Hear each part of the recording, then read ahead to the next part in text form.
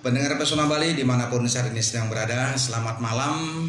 Disiarkan langsung dari Jalan Pulau Menjangan, Beten Banyuning Singaraja, dan disiarkan langsung atau dipancarkan langsung dari Jalan Purutaman Desa Pengulon Grogak, Buleleng, Bali. Selamat malam pendengar Pesona Bali, selamat ketemu lagi di acara Membangun Citra Hindu. Pada kesempatan malam hari ini kembali ditemani oleh Bapak Wayan Suje. Saya persilakan untuk Pak Wayan, silakan untuk membawakan acara Membangun Citra Hindu. Lanjut Pak Wayan. Oke, selamat malam pada para pendengar Radio Pesona Bali. Kita berjumpa lagi dalam acara Membangun Citra Hindu. Dan tema yang akan saya bawakan pada pertemuan kita yang ke-326 itu adalah berkaitan dengan nilai-nilai Pancasila dalam Weda. Mengapa tema ini kita angkat? Karena sekarang adalah tanggal 1 Juni yang kita ketahui bersama adalah hari lahirnya Pancasila. Nah, sebelum kita membicarakan tentang nilai-nilai Pancasila dalam Weda, marilah kita buka dulu pertemuan kita ini dengan menyampaikan mantra yang saya ambilkan dari Brihadaranyaka Upanishad. Kita awali dengan Omkaram 3 kali.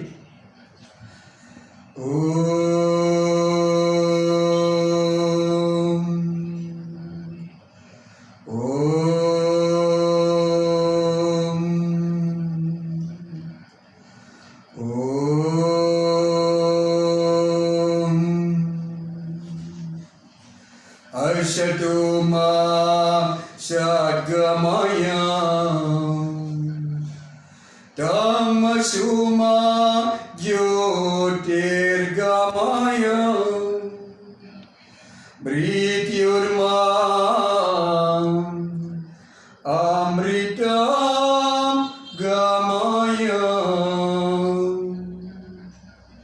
Ya Tuhan, tuntunlah hamba dari kepalsuan menuju kebenaran, dari kegelapan pikiran, akal, dan budi menuju cahaya suci-Mu ya Tuhan. Dari alam kesementaraan yang akan berakhir pada kematian menuju kemanunggalan dengan diri-Mu. Saudara-saudaraku yang saya cintai, tema yang kita angkat seperti saya sampaikan tadi itu adalah berkaitan dengan nilai-nilai Pancasila dalam Weda. Saya sengaja mengangkat tema ini di hari lahirnya Pancasila karena dewasa ini semua orang mengaku Pancasila.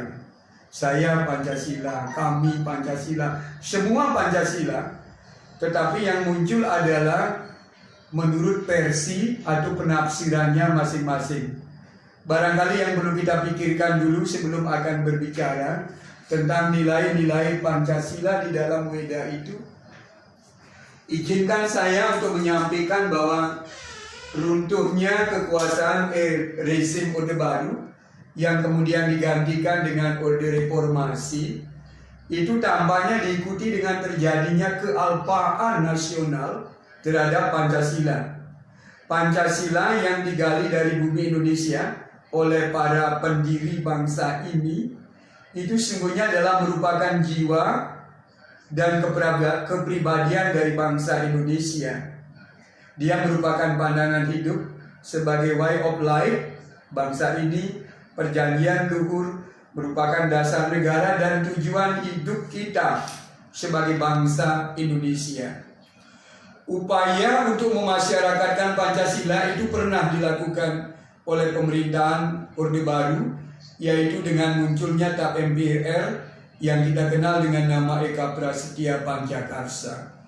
Tapi apa yang terjadi Bapak Ibu dan Saudaraku yang saya cintai, dengan runtuhnya Orde Baru, ternyata TAP MPR ini pun dicabut. Dan semenjak TAP MPR itu dicabut, maka apa yang terjadi?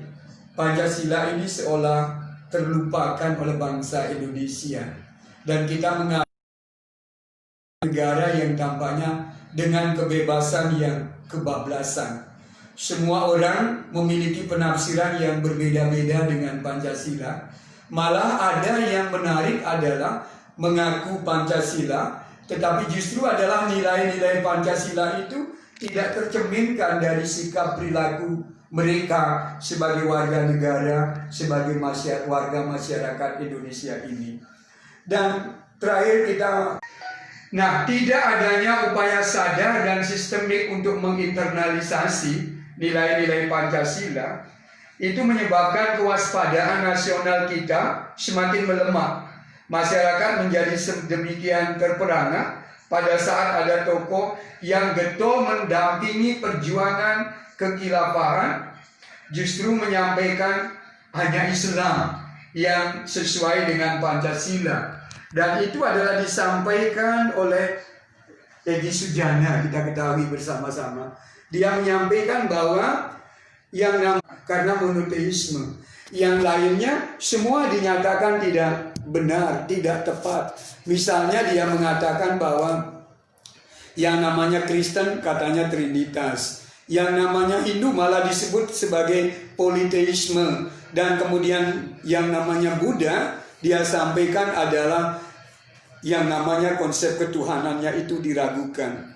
Maka dari situ Bapak Ibu dan Saudaraku yang saya cintai, kita menjadi terperangah dengan pernyataan yang disampaikan itu. Kenapa? Karena istilah Pancasila itu sendiri, kalau kita perhatikan, itu kan sebuah istilah yang diambil dari agama Buddha, yaitu dari lontar Sutasoma, dan kemudian yang namanya burung Garudanya yang kemudian kita jadikan sebagai lambang negara kita, itu juga diambil dari epos Mahabharata. Maka pada ruang ini izinkanlah saya menyampaikan kira-kira nilai-nilai apa yang ada di dalam Weda yang bisa kita sandingkan dengan apa yang ada di dalam Pancasila itu sendiri. Bapak, Ibu, dan Saudaraku yang saya cintai, kalau kita membicarakan tentang Pancasila, tentu yang dimaksudkan di situ adalah Pancasila yang terdapat pada pembukaan Undang-Undang Dasar 45. Dan dari sinilah saya ingin menyampaikan satu persatu. Mari kita perhatikan misalnya sila pertama, ketuhanan yang Maha Esa. Barangkali kita perlu meninjau ulang pemaknaan dari ketuhanan yang Maha Esa ini. Karena di situ disampaikan ketuhanan yang Maha Esa, bukan ketuhanan yang Maha Eka. Mengapa saya harus menyampaikan seperti itu? Karena kata Esa sendiri kalau kita lihat itu adalah berasal dari bahasa Sanskerta yang artinya adalah Maha Kuasa. Berarti ketuhanan yang Maha Esa itu pemaknaan yang sesungguhnya dalam bahasa Sanskerta itu adalah ketuhanan yang Maha Kuasa. Artinya apa? Kita mengakui kekuasaan Tuhan, di mana Tuhan inilah yang menyebabkan semua yang ada di muka bumi ini, semua yang ada adalah berasal dari Beliau, Tuhan sebagai pencipta. Dan berikutnya adalah Beliau juga yang mengatur apa yang terjadi di jagat raya ini. Beliau yang memelihara. Dan akhirnya kita meyakini bahwa semua yang ada itu juga akan kembali kepadanya. Itu pemaknaan dari kata Esa. Tapi apa yang terjadi penafsiran kalau saya lihat dari Kamus Besar Bahasa Indonesia, dan itu semenjak zaman Orde Baru, itu Esa disamakan dengan kata Eka yang artinya adalah tunggal. Maka dari situ muncul pemikiran bahwa Tuhan itu harus monoteisme, Tuhan itu satu. Nah, sekarang yang menjadi permasalahan adalah kata satu itu adalah kata bilangan. Kalau dia kata bilangan berarti Tuhan itu kita mesti pandang bagaimana, apakah personal God artinya adalah Tuhan yang berpribadi, ataukah Tuhan yang justru adalah impersonal God. Kalau Tuhan adalah yang impersonal God, dalam artian dia tidak mewujud seperti itu, maka tampaknya menyebut kata bilangan satu itu tidak akan bisa cocok. Kecuali kalau kita berpikir adalah berkaitan dengan paham. Dan tampaknya itulah yang dianut oleh sebagian besar dari warga negara Indonesia ini. Dalam artian kita memandang Tuhan yang Esa itu adalah memang satu sebagai penguasa Beliau yang menguasai jagat dan kehidupan kita ini, bahwa secara hakikat itu satu. Maka kalau kita perhatikan sekarang misalnya di dalam Rigveda sendiri itu kita temukan mandala 1 sutta 164 mantra 46 menyebutkan ekam sadwipra bahuda wadanti. Itu kan jelas menyampaikan bahwa Tuhan itu hakikatnya satu. Orang bijaksanalah yang menyebutnya dengan banyak nama. Sehingga kalau kita mencoba melihat ini berdasarkan apa yang ada di dalam Rigveda, berarti yang namanya Tuhan kemudian diberikan predikat atau nama-nama berbeda dalam setiap agama, itu diakui jelas dalam Rigveda. Orang bijaksana bisa jadi ditafsirkan para wipra, nabi-nabi dari agama-agama yang ada, memberikan nama berbeda. Mungkin Hindu menyebutkan dengan Brahman, mungkin yang terjadi di Muslim menyebut dengan Allah, dan kemudian di Kristen menyebut Allah, atau di Buddha menyebut Sang Adi Buddha. Itu adalah nama-nama yang diberikan oleh para pendiri dari agama itu. Sementara yang diberikan nama itu dalam hal ini adalah Tuhan, sesungguhnya beliau itu adalah satu. Nah, ini yang perlu kita pikirkan, bahwa Tuhan yang dipuja dalam setiap agama, kalau kita lihat berikan penafsiran seperti yang ada di dalam Rigveda ini, semestinya tidak ada masalah. Kenapa? Karena Tuhan yang kita maksudkan itu adalah sama yang ada pada agama-agama yang berbeda-beda itu. Belum lagi kalau kita lihat di dalam Chandogya Upanishad, itu yang sudah terkenal, Ekam Ewa Adwityam Brahman. Tuhan itu atau Brahman itu hanya satu, tidak ada yang kedua. Berarti secara hakikat sungguhnya jangan sampai dibilang bahwa Hindu itu memuja banyak Tuhan, dan itu jelas kesalahpahaman. Kenapa? Hindu itu yang banyak adalah berkaitan dengan dewa. Dan dewa itu deep itu adalah sinar. Sinar suci Tuhan itulah yang banyak. Kenapa? Karena sesuai dengan fungsi dari masing-masing sinar sucinya itu. Dan itu akan memiliki tugas tersendiri untuk menjaga kehidupan di muka bumi ini. Maka secara hakikat Tuhan itu satu, itu jelas juga kita miliki di dalam ajaran Weda. Berikutnya marilah kita melihat kemanusiaan yang adil dan beradab, gitu kan? Di situ ada nilai yang kita kenal sebagai nilai humanity. Yang adil, ini yang perlu kita sadari bersama, bahwa makna adil itu sesungguhnya kalau kita lihat di dalam Kamus Besar Bahasa Indonesia, itu adalah menempatkan segala sesuatu sesuai dengan posisinya. Dan mengingatkan kita dalam ajaran Hindu terutama yang ada di tanah Bali ini, menyebutkan sesana manut linggih, linggih manut sesana. Dan kita mendudukkan semuanya itu adalah sesuai dengan tanggung jawabnya masing-masing. Coba kita lihat di dalam Chandogya Upanishad misalnya, Tattva Masi, yang menyebutkan dengan jelas di situ adalah ia adalah engkau juga, yang menyatakan bahwa dia sama dengan Anda sama dengan saya. Yang secara hakikat manusia itu kan sungguhnya jiwa yang merasuk ke dalam badan-badan yang ada. Berarti hakikat diri manusia itu sesungguhnya adalah Atma, kalau kita lihat di dalam ajaran Upanishad. Berarti belum lagi kita lihat apa yang ada di dalam Rigveda yang menyebutkan Wasudewa Kutumbakam. Semua umat manusia itu adalah bersaudara. Kalau semua umat manusia itu bersaudara, berarti sesungguhnya tidak ada perbedaan di antara kita yang ada di muka bumi ini. Karena kita memiliki menyebut Tuhan sebagai, katakanlah sebagai Bapa kita, sebagai ibu kita yang sesungguhnya. Dan itulah yang memberikan tuntunan pada kehidupan kita. Kalau di Bali barangkali sering menyampaikan bahwa Bapa Akasa Meme Pertiwi. Bukankah kita sama semuanya menginjak bumi pertiwi yang sama? Dan kemudian di atas sana kita menemukan yang namanya langit yang sama. Itulah kita bersaudara, satu udara atmosfer yang kita nikmati bersama-sama.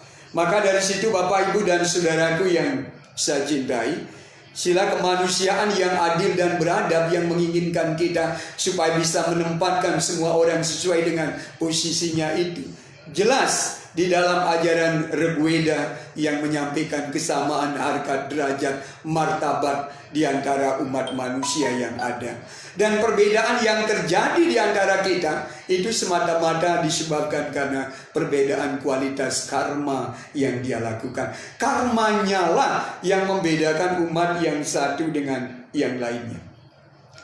Berikutnya mari kita lihat apa yang terjadi pada sila persatuan Indonesia. Apakah ada nilai-nilai yang kita temukan di dalam ajaran Weda yang menuntun kita untuk yang namanya persatuan ini?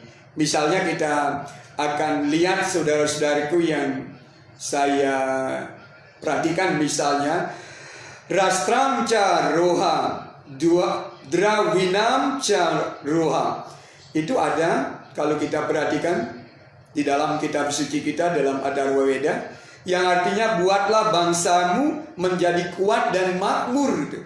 Itu menunjukkan bahwa kita ini sebagai bangsa, sebagai saudara yang mestinya kita rela berkorban. Dan itu dengan jelas juga disampaikan dalam Atharva Veda yang menyampaikan kami mengorbankan hidup kami demi kejayaan bangsa. Kami menghormati, itu dalam Yajurveda, kami menghormati tanah air ini sebagai ibu kami. Itu semuanya mempersatukan kita, Bapak, Ibu, dan saudaraku yang saya cintai. Mari kita perhatikan bahwa dengan agama kita yang berbeda-beda itu ternyata sangat fungsional berkaitan dengan kehidupan kita. Coba bayangkan sekarang misalnya di Hari Raya Muslim dan nantinya pada tanggal 5 dan 6 itu Idul Fitri. Andaikan semua orang Muslim, kira-kira siapa yang akan menjaga di rumah sakit gitu kan? Kita harus bersyukur bahwa masih ada yang beragama berbeda, sehingga pada saat itu bisa melakukan tugas dengan sebaik-baiknya. Justru keanekaragaman yang terjadi di antara kita itu yang akan memperkuat diri kita. Ini yang mestinya direnungkan, karena Tuhan sangat mencintai bangsa Indonesia ini dengan keanekaragamannya, dan itu adalah kehendaknya. Karena kalau tidak kehendaknya Dia, tidak akan pernah terjadi seperti ini. Dan dengan perbedaan-perbedaan yang ada itu, justru kita saling bisa menopang, saling bisa mendukung satu dengan yang lainnya. Ini mestinya bisa disyukuri. Dan saya harus menyampaikan bahwa tampaknya orang yang sakit kalau dia tidak bisa menerima kenyataan apa yang ada.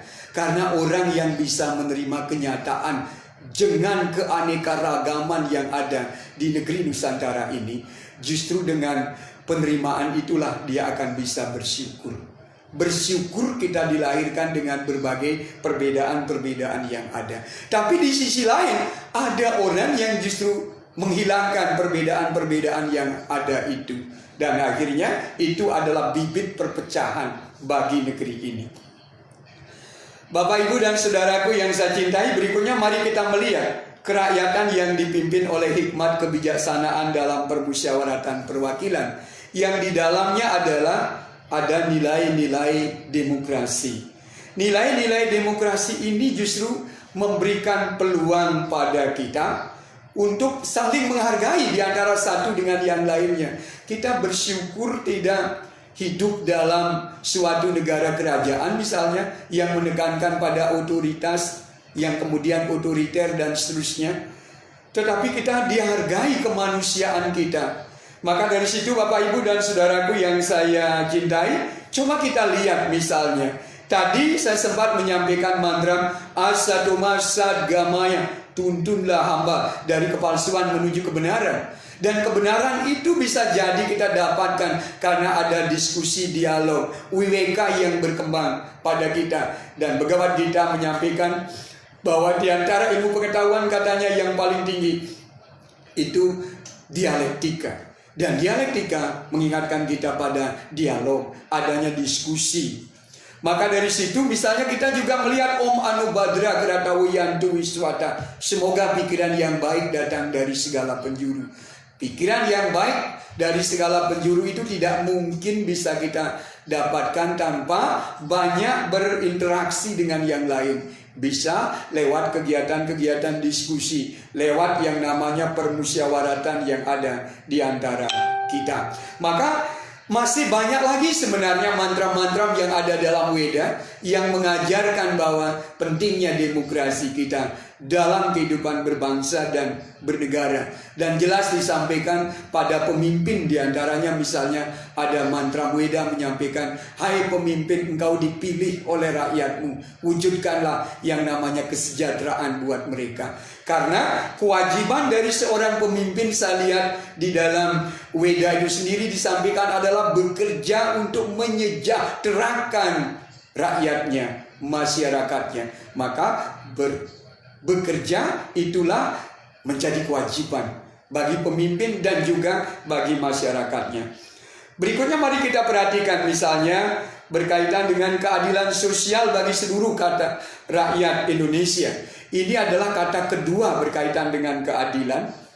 Keadilan sosial di situ tentu akan berkaitan dengan kesejahteraan. Mengingatkan saya misalnya di dalam Menawa Dharma Sastra, kesayaan ikang papunahan prayojana. Berarti yang menjadi tujuan dari seorang pemimpin itu adalah mengentaskan kemiskinan yang ada pada masyarakat. Jangan sampai justru adalah pemimpin terlahir untuk yang namanya menderitakan masyarakatnya.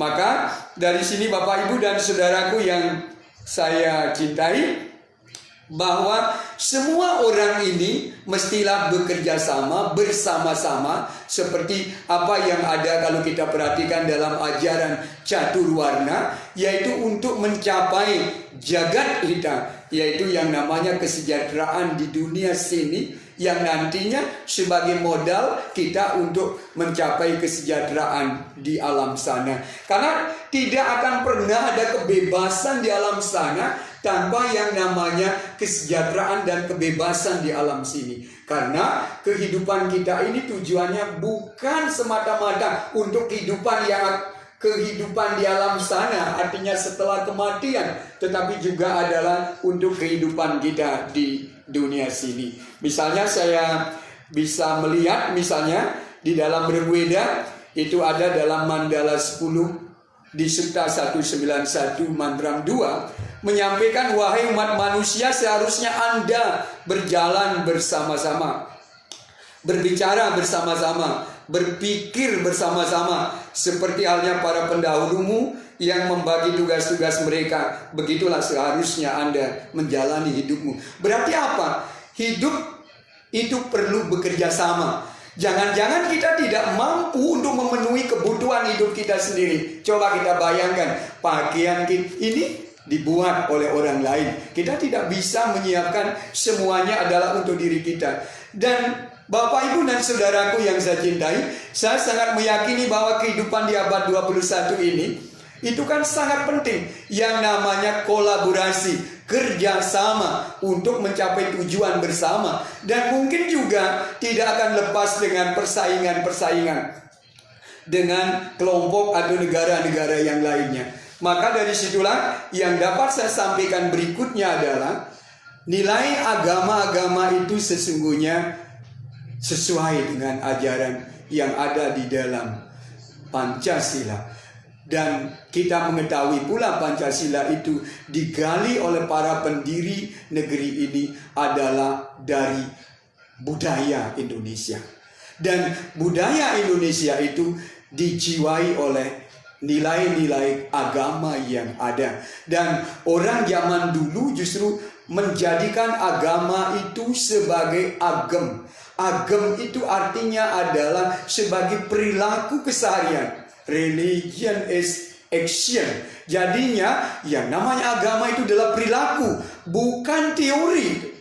Apa yang terjadi sekarang ini, justru orang sudah merasa beragama gara-gara dia bisa mengutip sloka, mengutip ayat-ayat dan seterusnya untuk mempengaruhi orang lain, tetapi justru jauh dari apa yang diharapkan. Makanya disinilah saya ingin menyampaikan bahwa jika agama itu cuma hanya dibicarakan, bisa jadi agama itu akan meracuni kita. Mengapa? Karena kita tidak mewujudkan dia dalam bentuk perilaku yang mengarahkan kita untuk kesejahteraan. Tapi kalau dipakai untuk memecah belah, saya yakin tujuan agama bukan seperti itu.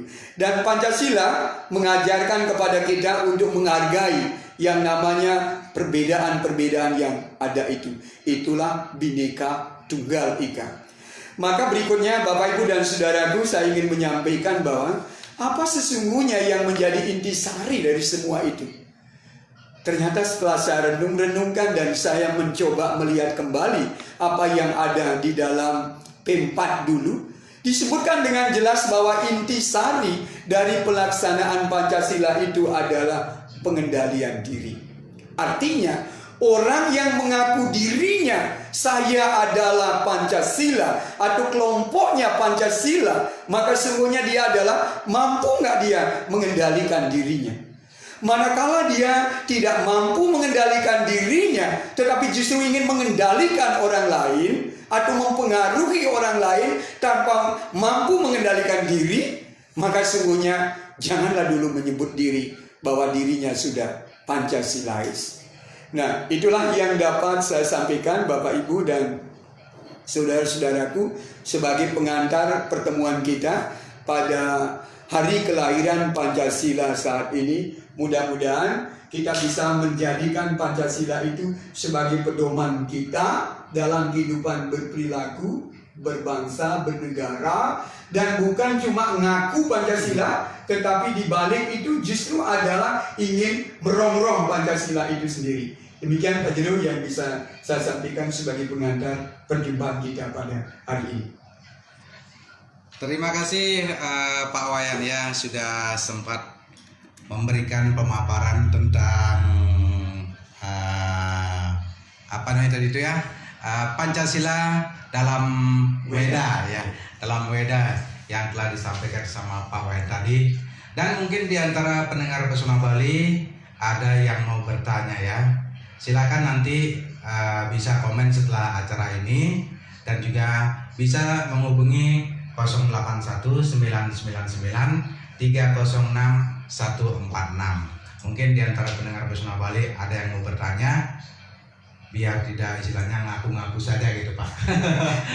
Biar tidak ngaku-ngaku saja Pancasila, biar mengerti semuanya ya. Apa sih Pancasila itu? Pancasila itu. Begitu Pak Wen ya. Sambil menunggu Pak Wen ya, silakan dilanjut dulu. Mungkin ada beberapa yang perlu disampaikan Pak Wen ya. Lanjut Pak Wen ya. Sekarang mari kita melihat dari posisi kita sebagai umat Hindu yang ada di Bali khususnya. Saya ingin melihat apa yang ada di dalam Atharva Weda Pak Jero. Iya. Di Atharva Weda itu menyebutkan bahwa Tapa Saiwastam Karma Cantar Maha Triyarnawi, yang maknanya adalah pengendalian diri dan keteguhan hati adalah satu-satunya juru selamat di dunia yang mengerikan ini. Pemaknaan yang saya maksudkan tadi, saya menyampaikan bahwa intisari Pancasila itu adalah pengendalian diri. Berarti jelas disampaikan di sini bahwa yang akan bisa menyelamatkan diri kita itu adalah sejauh mana kita mampu mengendalikan diri. Dan saya mencoba melihat ajaran-ajaran spiritual, ajaran-ajaran agama yang bisa kita katakanlah pelajari dari lingkungan kita, selalu juga akan menyampaikan bahwa pengendalian diri itu adalah yang terpenting.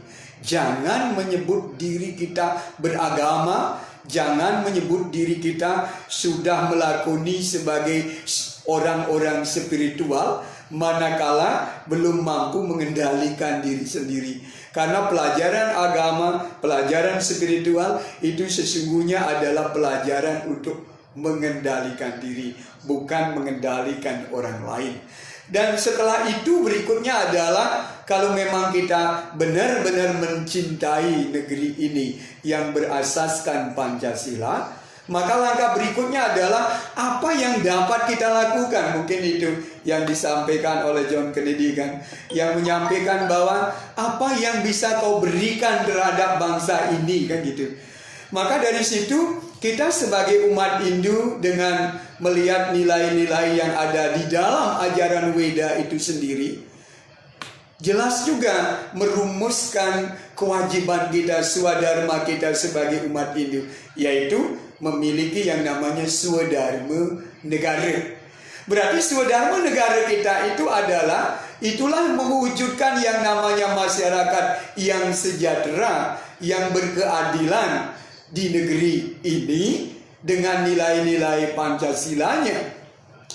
Maka lebih lanjut saya justru berpikir adalah berkaitan dengan membangun harmoni. Bukankah Pancasila ini juga menginginkan kita untuk membangun harmoni di antara kita, baik sebagai anak-anak bangsa dalam sukunya, atau berikutnya adalah antar suku yang ada, antar golongan yang ada, yang tampaknya sejalan pula dengan aspek pawongan di dalam Tritekarana gitu.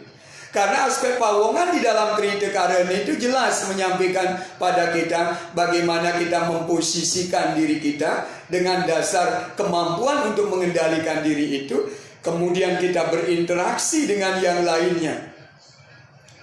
Nah, kalau kita berinteraksi dengan penghargaan, penghormatan kepada yang lainnya dengan penuh lascarya, dengan keikhlasan, tidak cuma di mulut seperti itu, tetapi di belakangnya justru adalah membangun opini lain yang ujung-ujungnya sebenarnya adalah ingin menguasai negeri ini berdasarkan kelompok tertentu, maka sungguhnya bagi saya itulah orang yang munafik gitu.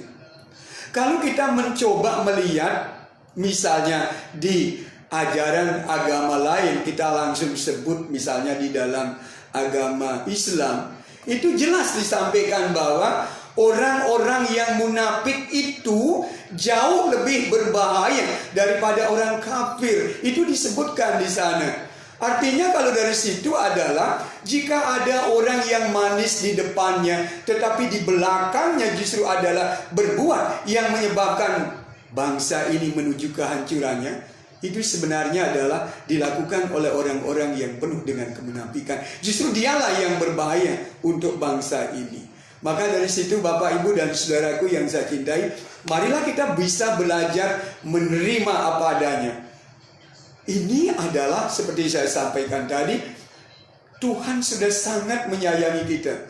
Kita dilahirkan dalam suatu negara di mana negara ini adalah sangat-sangat kaya gitu. Kekayaan alam kita berlimpah. Orang-orangnya pun juga sudah diajarkan dengan bagaimana hidup rukun damai di antara kita. Tapi kok bisa muncul bibit-bibit yang mengatakan diri Pancasila, membawa lambang-lambang merah putih, tapi kenyataannya justru adalah yang terjadi di balik itu tidak mencerminkan nilai-nilai Pancasila ini.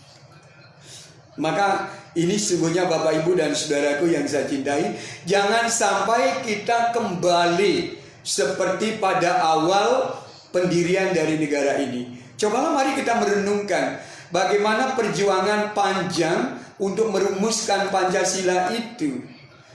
Perjuangan panjang yang saya maksudkan, mungkin Bapak, Ibu, dan saudaraku pernah mendengar pada saat yang namanya mukadimah dari Undang-Undang Dasar yang akan dirancang itu dipergunakan Piagam Jakarta, maka yang namanya perwakilan dari Indonesia bagian timur termasuk adalah dari tokoh Samratulangi. Kita ketahui beliau dari Sulawesi dan beliau adalah seorang Kristiani, menolak, menyampaikan bahwa kami bisa memisahkan diri atau tidak mau bergabung dengan NKRI pada waktu itu, manakala yang dijadikan dasar negara kita adalah seperti yang ada di dalam mukadimah dari atau preambul dari Piagam Jakarta itu, dan itu didukung kemudian oleh perwakilan yang tentu adalah dari umat non-muslim. Artinya apa? Waktu itu sudah ada kesepakatan bahwa kita ini mengakui yang namanya kebinekaan. Jangan sampai sekarang ini baru lagi muncul keinginan-keinginan yang jauh berbeda dari apa yang dilakukan oleh para pendahulu kita. Kalau di Bali itu disebut disalahkan oleh leluhur kita gitu. Kenapa? Karena kesepakatan beliau yang membangun, tetapi mengapa kita yang mesti mengkhianati? Maka kita sebagai umat Hindu yang sudah menyepakati seperti itu, kita nekeng tuas dalam artian adalah dengan penuh keikhlasan kita bergabung di dalam NKRI ini. Karena yang namanya warga negara itu kan tidak bisa dipandang mayoritas dan minoritas. Mengapa? Karena semua itu adalah berkontribusi terhadap pendirian dari negara ini. Itu yang perlu saya sampaikan, bahwa pernah terjadi pada waktu itu diskusi yang alot di antara mereka, tapi mereka kemudian bisa berpikir besar, lapang dada, bisa berpikir ke depan bahwa kepentingan bersama itu penting, gitu kan? Dengan kalau tidak begitu kan, jangan-jangan NKRI ini tidak terbangun, gitu kan? Tapi yang muncul belakangan adalah sangat membuat saya sedih, terutama yang ada di media-media sosial itu, yang belum lagi kalau kita lihat kan, yang namanya kampus-kampus itu pun juga ada yang terpapar gitu kan. Terpapar dengan pemikiran-pemikiran yang sesungguhnya anti dengan Pancasila gitu kan. Mengapa? Karena mulutnya menerima Pancasila, tetapi gerakan di belakangnya justru adalah jauh berbeda dari itu. Itu Pak Jero. Jadinya saya ingin sampaikan, mari kita jangan seperti ditarik kembali masuk ke tahun 1945 gitu. Kita tidak akan menjadi dewasa, terus menerus pertarungan di antara kita, malu dengan negara lain gitu kan. Negara-negara yang lain dia sudah berkembang jauh, kita masih berpikir seperti abad ke-8 saja gitu, yang menganggap bahwa oh agama ini lebih baik, agama ini kurang baik. Coba jangan dulu menilai, karena kita tidak punya hak untuk menilai agama satu dengan yang lain. Coba dalami dengan sebaik-baiknya. Tidakkah justru kita yang salah paham terhadap ajaran-ajaran agama yang ada?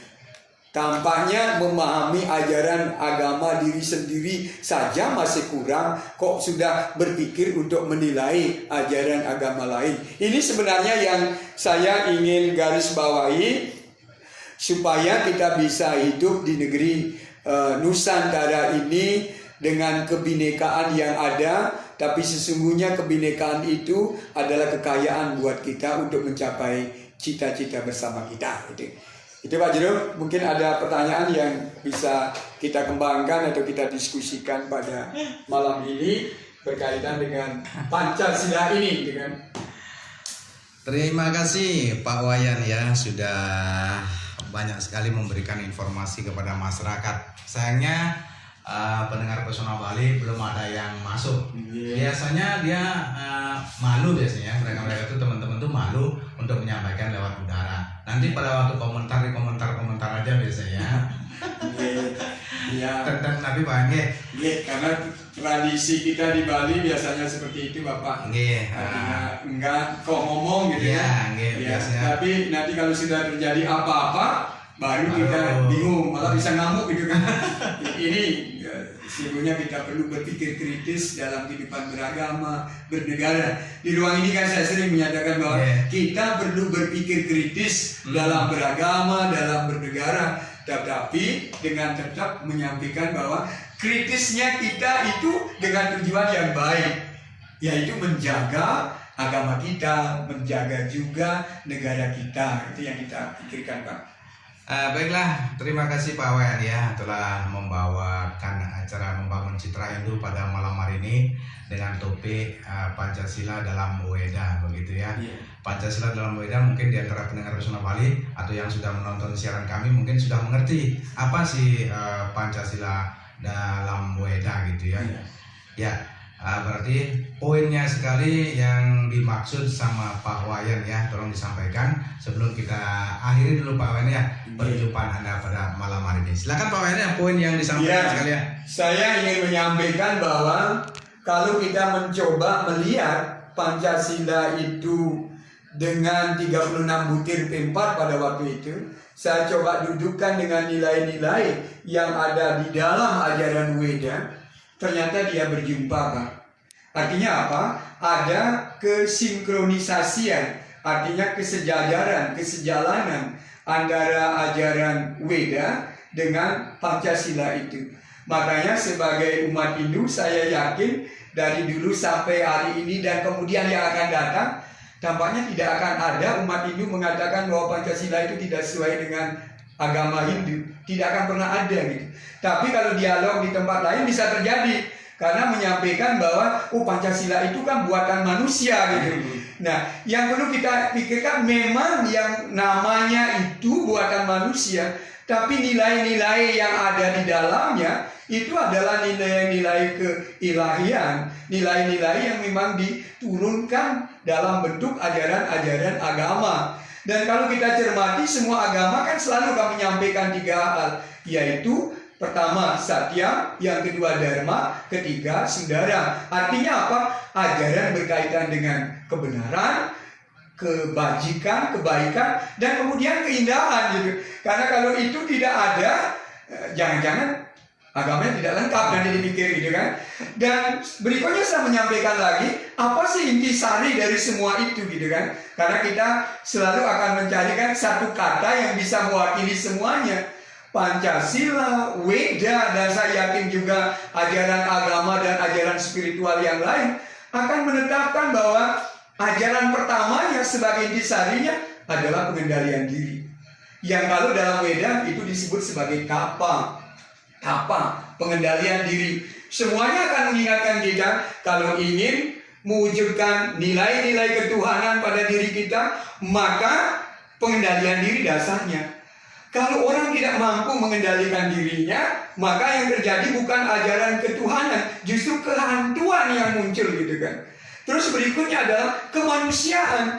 Bagaimana kita bisa menghargai orang lain, manakala mengendalikan diri kita nggak bisa gitu kan. Yang muncul adalah ego kita. Itu yang akan muncul, yang akhirnya menyatakan bahwa diri kita lebih baik dari yang lain gitu. Berikutnya, bagaimana kita bisa bersatu kan gitu lagi. Di persatuan Indonesia, kalau kita tidak mampu mengendalikan diri kita gitu, apa yang terjadi? Justru keinginan adalah menganggap orang lain itu sebagai katakanlah pelengkap saja gitu kan. Muncul mayoritas minoritas gitu, ego lagi yang akan muncul gitu. Makanya lawan dari kemampuan mengendalikan diri justru adalah egoisme itu gitu. Belum lagi bagaimana bisa bermusyawarah gitu kan, kalau suaranya dia saja yang mesti didengarkan. Dan yakin pula tidak akan pernah ada yang namanya keadilan buat semuanya gitu kan. Makanya dari situlah Bapak, Ibu, dan saudaraku yang saya cintai, satu kata ringkas yang bisa saya ambilkan, yang bisa kita jadikan sebagai wujud keseharian kita berperilaku sesuai agama dan juga sesuai dengan Pancasila adalah belajarlah untuk mengendalikan diri. Dan itu kemudian dijadikan pembiasaan buat kita.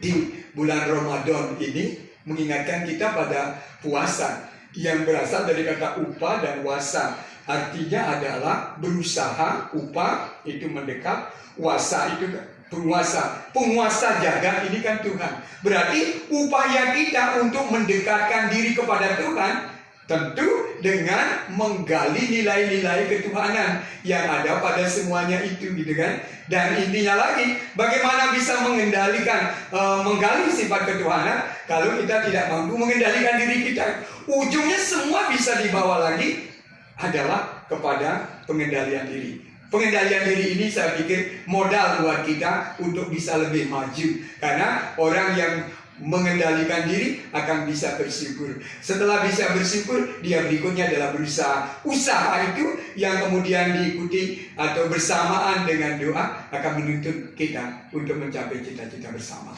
Itu. Terima kasih Bapak Wayan ya. Begitu intinya ya yang disampaikan sama Pak Wayan tadi, yaitu Pancasila dalam Weda gitu ya. Iya. Mohon maaf dulu Pak Wayan ya, berhubung waktu pada malam hari ini sudah hampir sedikit ya, kurang 10 menit ini. Iya.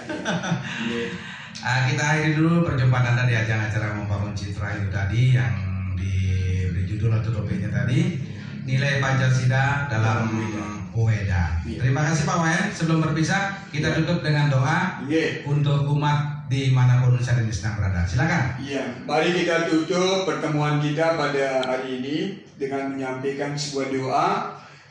Kita awali dengan Omkara. Om Sarwe Bhavantu Sukhinam Sarwe Santu Niramaya Sarwe Bhadrani Pashyantu Makasjid Duka Bhagawet. Ya Tuhan, semoga semuanya memperoleh kebahagiaan. Semoga semuanya memperoleh kedamaian. Semoga semuanya memperoleh kebajikan dan saling pengertian. Semoga semuanya terbebas dari penderitaan. Om Santi, Santi, Santi. Om.